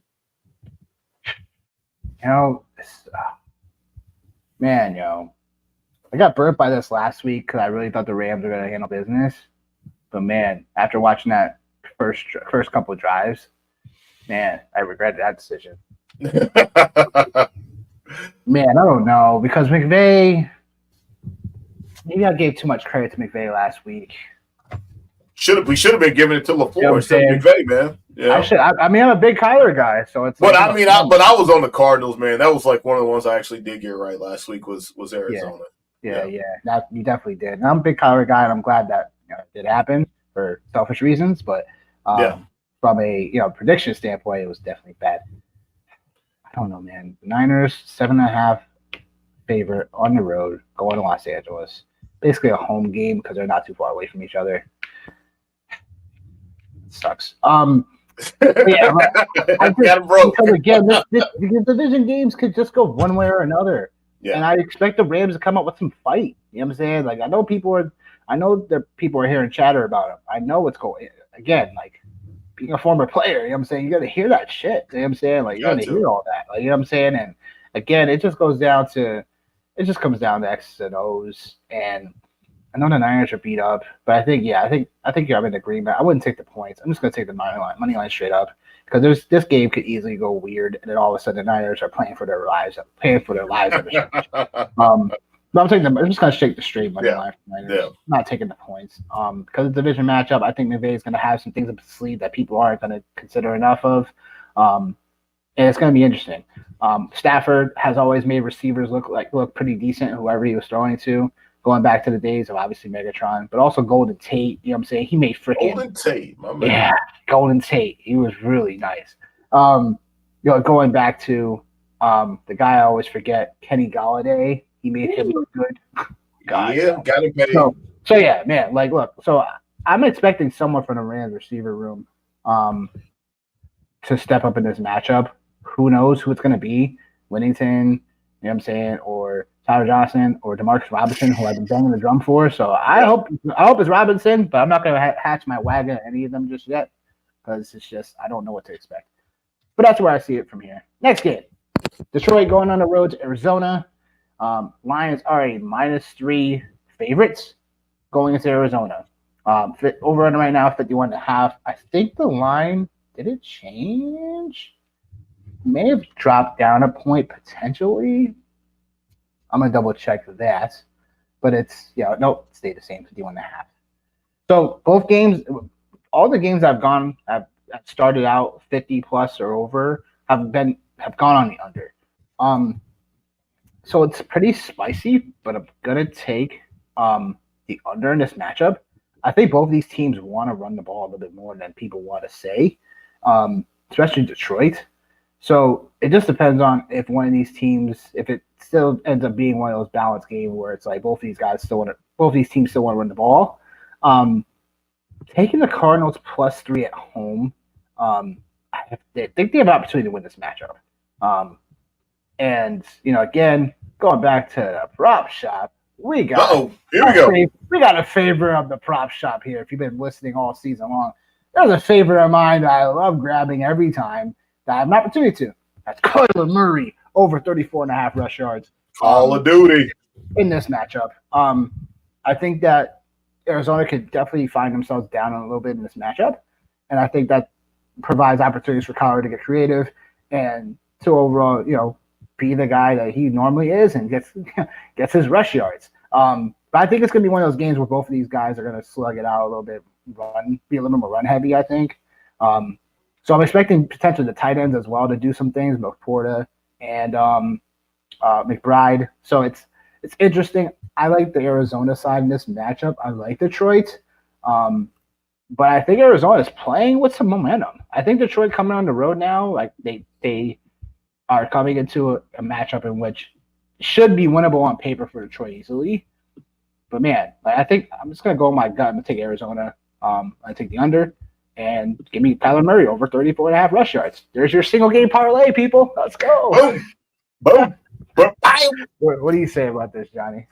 Definitely, I'm riding with the Cardinals too, man. I just think, I am. I'm riding with the Cardinals, man. I think, there's this thing that we're all programmed to is we start reaching from last year, and I think for a lot of people talking about the Lions, and I'm not saying that the Lions are a bad football team by any stretch of the imagination because they're not, but I think the Arizona Cardinals, they got something going on. and Kyler Murray and Marvin Harrison and McBride and Connor. I think Dortch is a little bit banged up, but they got Michael Wilson out there. Dart throw for you guys. I just like the way that they're playing, man. And it's always crazy because crazy things always happen out there in the desert as far as games go, right? And then Jared Goff, I think we've seen this wave with him before where he's looked really good and then he's looked really bad. And he's on the road. Obviously, they're still in the dome. So for me, I look at this and I think you're right. I think both teams do want to run the ball. Obviously, Detroit wants to run the ball. But James Conner's a guy, man. We talked about this at the Expo draft night out. Man, James Conner is somebody who is always being slept on as a running back. That's okay. That's all right. That's okay. Why you gotta mention him? Because James Conner, I'm pretty sure, man, he's one of the top 5 running backs as far as. Make sure you guys staff Benson this week. Oh yeah, we know he's gonna miss some games, right? But he's one of the top 5 running backs as far as carries inside the red zone. So you want that from your running back. You want him to get the opportunities. The Cardinals are going to score points. And right now on DraftKings, there's not a ton of ownership coming in for this game. And this could be a game that we look back on. I know you were saying you're taking the under. This could be a game we could look at, man, tonight or on Tuesday or whatever and say, man, how in the world did I not get there in this game with all of the options that are there, right? How did I not get there? Because the Lions are gonna score points. So I'm taking the Cards. I'm taking the Cards on the money line. I'm taking the Cards and the points. And even for all that trash I just talked about, the point total, I'm not messing with it. You learned your lesson from last week with the Bucks Lions. I get it. Yeah. Get it. I get it. We're moving on. Game of the week for the 4 o'clock slates and pretty much 1 o'clock slates. Ravens at Cowboys. The over, for some reason, it's a pick 'em. It's basically a pick 'em. Ravens are a +1.5 coming into Dallas, but it's basically a pick 'em. Over under 47.5. Johnny, what are your thoughts on this? Right now, the Baltimore Ravens have a problem up front. And Micah Parsons and Mr. Zimmer are going, and they're going hard this week. So I'm taking the Cowboys in this one because I just think on nobody's scorecard did we have the Baltimore Ravens starting the year off 0-3. And here they are staring down the barrel of a potential 0-3 start. We're coming from a Steelers fan, folks. Hey, man, offensive line looks bad right now. I think Lamar, obviously, for everything that they tried to do for him in terms of getting pieces and weapons and this and that around him, I think he's still having to play the same way he had to play 2 years ago, 3 years ago, where he has to be the guy with that. So I'm curious today to see, what they do against the Cowboys. The Cowboys defense, man, when they're not getting gashed, they can make big plays. And for me, I like this situation for the Cowboys in terms of you have an aggressive Ravens defense, you have a suspect Raven offensive line. I'm taking Dallas today, and this is another one of those games for me where I think, we're just talking about them being potentially 0-2. These are 2 playoff caliber football teams. 47.5 is a very high number. The Dallas Cowboys have to be on high alert. Any defense has to be on high alert when they're playing against Lamar Jackson. But I think just familiarity in terms of how they scheme up to play against a guy like Jalen Hurts and things like that, I think offers some dividends to them as far as this matchup goes. So for me, man, I'm all in on the Ravens from a DFS perspective. Lamar Jackson is one of the higher priced quarterbacks on FanDuel. He is the highest priced quarterback on FanDuel. Derrick Henry is down in the $7,000 range. Is this the week that Mark Andrews comes back? Is this the week? This could be from a DFS side of things. And a season long, you got no choice but to play him. I think this could be a week for Mark Andrews to get back on the train for sure. And then I I seen some things online, man, looking at just how teams are now defending CD Lamb versus how they're defending the other receivers. And CD Lamb's getting a lot of safety help over the top. Jake Ferguson's back this week, so don't forget about him from the tight end perspective. Tolbert's been playing good. Jalen Tolbert's been playing good on the outside. So those are just a few of the reasons why, like, I feel comfortable with the Cowboys, straight up, man. So. Baltimore for me. Yep. Give me over as well. This is a must-win for the Ravens. On the road, going to Dallas. They just need to put it all together. They were this close from beating the Chiefs. They let the game get away from them with the Raiders last week. This is a must-win for the Ravens. Losing this game would really hurt in terms of their playoff aspirations, because 0-3 teams normally don't make the postseason after this type of start. Playing already a tough division already too, right? And the Ravens, by strength of schedule purposes, still have one of the toughest overall in the league. They need a win on the road. They should come out desperate. Lamar is going to need to be Lamar from a rushing perspective and a throwing perspective. He's a very late add to the list, but I'm going to take him now. And I got over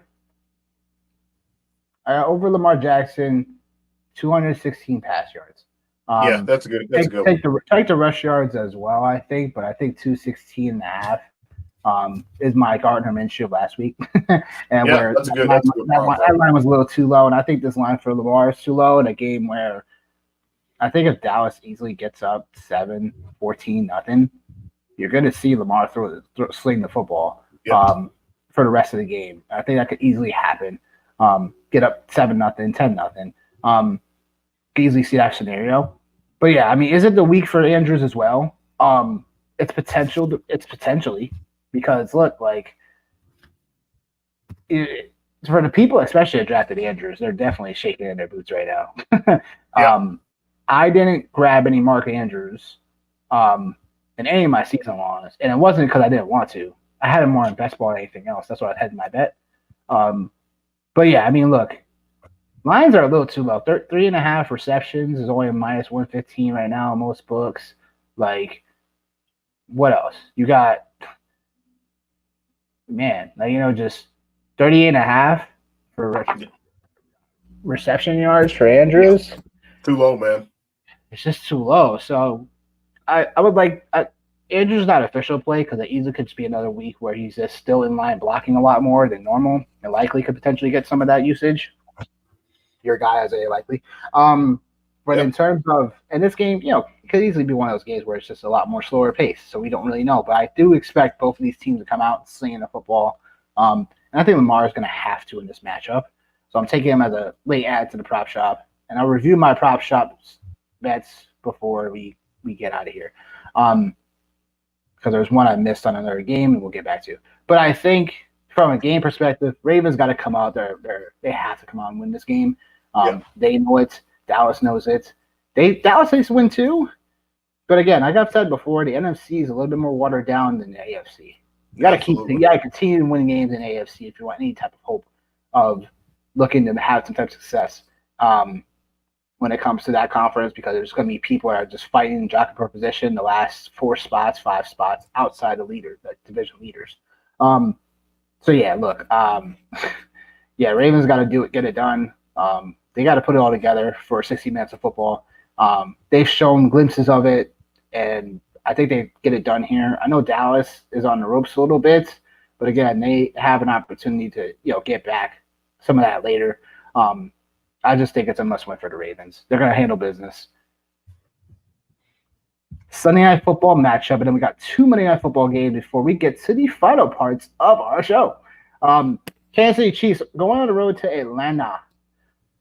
They are a -3 favorite going into Atlanta. First time in the last 5 years Atlanta has been on Sunday Night Football. Wow, that's a good stat, bro. I did not know that. Wow, crazy. Okay. That's wild. Atlanta, so the over-under is 46.5. 8:20 game time, folks.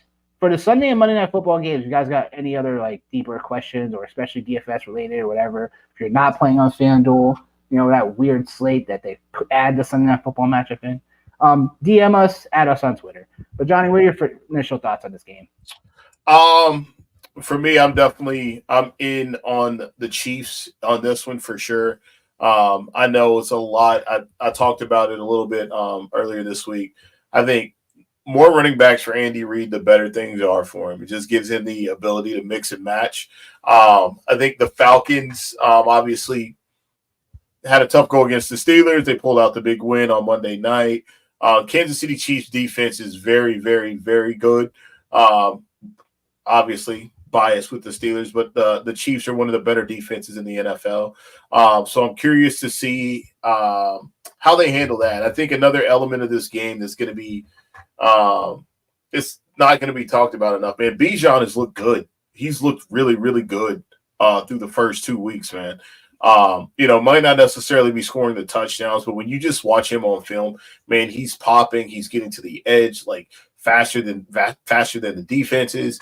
And then this is a game too, man, where like obviously the Falcons are gonna have they're gonna have to throw the ball now, because I think like we talked about this is gonna go back to old school Andy Reid football where I wouldn't be surprised to see a ton of screens here over the next few weeks with the Chiefs. And then when's Travis Kelce going to show up? That's another good question. You know what I mean? And bounce back at some point, right? Yeah, at some point. And some point. Then the other part of this too is this the game for Kyle Pitts, man? Just one of the things like I'd seen is just the Chiefs versus tight ends. So I'm curious to see what happens there with Kyle Pitts on Sunday night, but I'm sure you are too for one of your leagues. Kyle Pitts, president of the fan club, right here. But it's a good thing that tight end has been so trashed that like it's still a thing. Helping your case right now. What'd you say? It's helping your case out right now. Yeah, that's Dalton Kincaid's been trash. Mark Andrews hadn't been very good. Like but for me, I look at this game, man, and I just think the Chiefs are still too much. I think they're too well coached. They're too good defensively. And like I said, I think they're going to have an ability during this game with Andy Reid to be able to screen you to death, play action you to death. And, man, Patrick Mahomes, bro. God, hey, dude. Like, I don't want to just say he's good, but, like, he's good. He's really good, bro. I'll be honest, that Cincinnati game this past weekend, it was what, the first game. I think I was the lowest total ever passing yards. Yeah, 154 passing defense, yards. man. 2 interceptions. Yeah, like 2 interceptions, and they still won the game. So yeah, this is a bounce back spot for the Chiefs. Like, I'm not gonna say they come out and they stop out Atlanta, but I do think like there's a lot. This is cross conference matchups here when it comes to Kansas City, Atlanta. They don't see each other too often. I just think Mahomes, it has to be a bounce back for Mahomes tonight. Gotta be. It has to be. I know the line's 3, and that's respectable because the Kansas City Chiefs don't always look the best going on the road. But this is a must not only not a must win. I wouldn't say that. It's a must, like, production wise bounce back from Mahomes. Kelce has to be that show tonight. I know Kelce is probably, again, like, I'm not sure what's going on here. Whether it's too much Taylor Swift here, whether it's too much, we're getting comfortable here. But I think at some point, those guys have to connect. And I think that starts tonight. I'm looking at both of their lines later, and I'm gonna have something for sure. But I think everything about Bijan is right. Like, I think they'll have an opportunity to still be productive in this matchup. I just think Kansas City definitely covers. The over/under is definitely tricky. I don't know what's going to happen with this backfield of Kansas City as well from a season-long perspective. Steele and Pirine and eventually Kareem Hunt. I think Steele gets his opportunity first cracks for the bruiser role, first and second down. And Pirine probably playing third down. That's how I see it. But I think easily see Pirine potentially taking a hold of this backfield as well. And then when Kareem Hunt comes back, it could easily just be a committee. Or it could still be just Steele and Pirine. And Kareem just more of like a backup. He knows the roles and stuff like that, so nowhere to get hurt or whatever. But that's my takes on these things. I think that, again, it just comes down to with Atlanta, if they're going to have an opportunity to be in this game, like, is Kirk Cousins. The last drive of the game against Philadelphia came down the field within like 30-something seconds, 40 seconds, whatever, and ripped the hearts of Eagles fans across the world, and asked them if they liked that. So again, like I think that with Kirk Cousins, I think he needs to be more consistent. The more of the Kirk Cousins we saw the last drive of the Eagles game versus the first half of that game. So I think it's the Kansas City Chiefs are going to win this game. I think Atlanta's going to give them a tough fight for 3 quarters, and then Mahomes is going to be Mahomes later on in the game. Magic. Jags going to Buffalo. The Buffalo. One part of our Monday Night Football. Jags going to Buffalo. Over under 45.5, 7:30 start time. So we're getting a little bit, we're getting a little spoiled here. 2 games on Monday night. Yeah, I know, right? I know. It may not be on paper. They don't look always the most competitive, but Jags, the underdog, go +5. Buffalo being at home. What are your thoughts on this? Ooh, first thing I think about is Gabe Davis revenge game.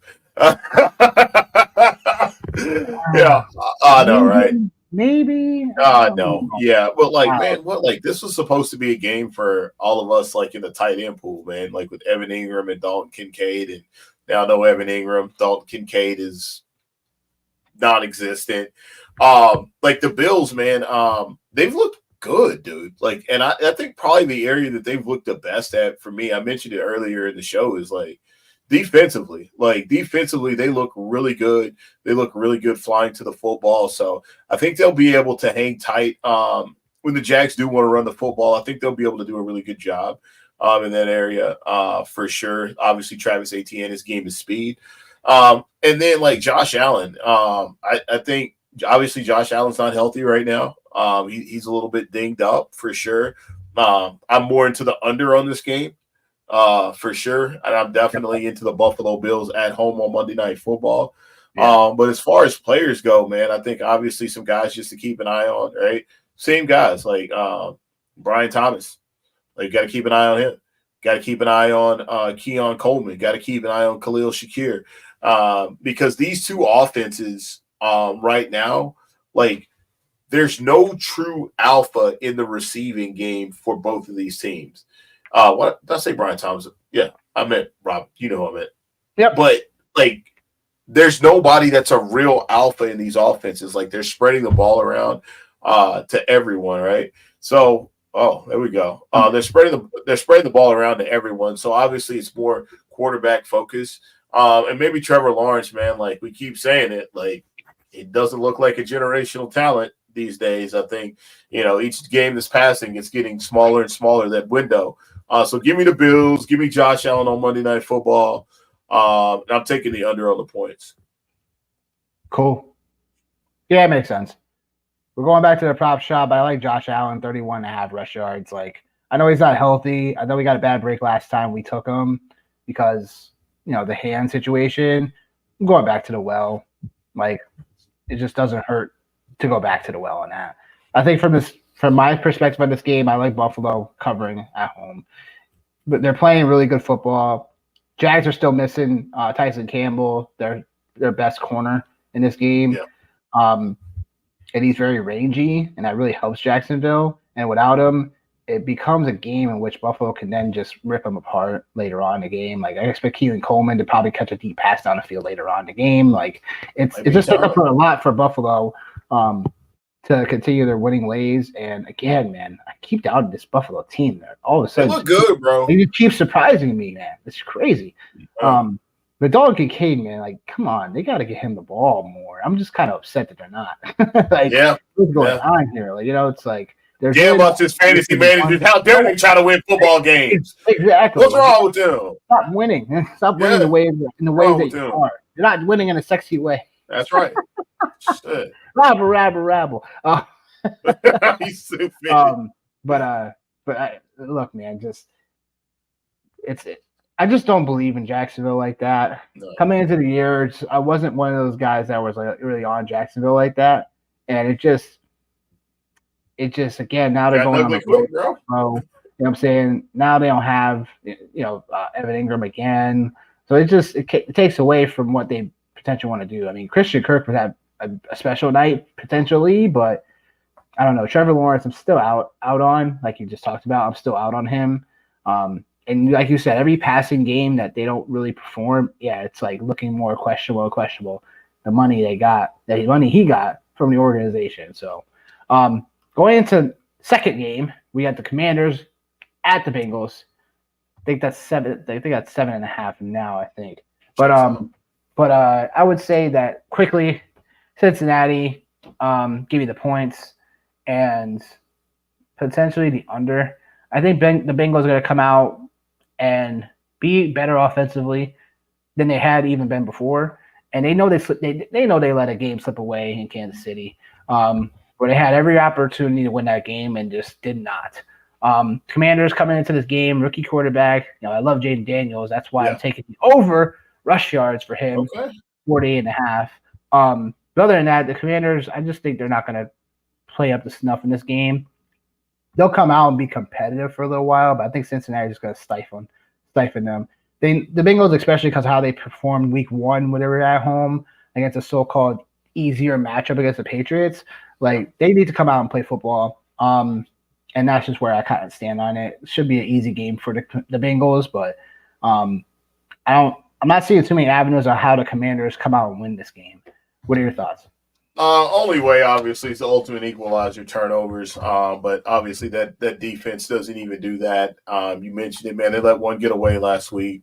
You got a chance to get ready to showcase your number one talent in Ja'Marr Chase. Talked about Zach Moss on Tuesday about how, this is all of a sudden now it's his backfield. We can see that. T. Higgins is returning. For me, I don't see a lot of ways that the Commanders can stand tall with the Bengals. Like it's par for the course for them, right? Like slow starts, and I don't want to be lazy and just say these things, but like obviously seeing it over the last handful of years, this is just what it's been with them. It's like they've started slow.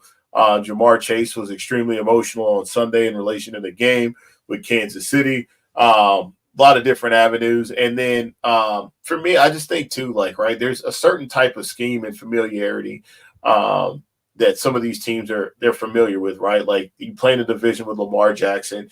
Jaden Daniels has been compared to Lamar Jackson 5 ways from Sunday, the moment that he decided to come into the NFL. So I think, again, in a situation where, comfortability, familiarity, scheme, playing against a player of that caliber and has that same skill set, I look for this to be a game where, to your point, Cincinnati gets back on track. And maybe it's not a Ja'Marr Chase game, man. Maybe not. Like maybe this is a game where Zach Moss falls into the end zone a couple times, and they just win the game just by being a better football team. But I'm not. I don't know if I'm gonna mess with the over on that. I would probably. I feel like I've been saying under like all morning long. But like, I'll take the under in this game here for sure. And if they do get over, man, it's probably going to be some garbage time. So maybe live bets as far as the over under might be the way to go. Makes sense. Okay, going into what we thought. I'm just going to recap the prop shop here. So I got Stephon Diggs over 40.5 receiving yards. We have Najee Harris over 53.5 rush yards. We have Anthony Richardson over 40.5 rush yards.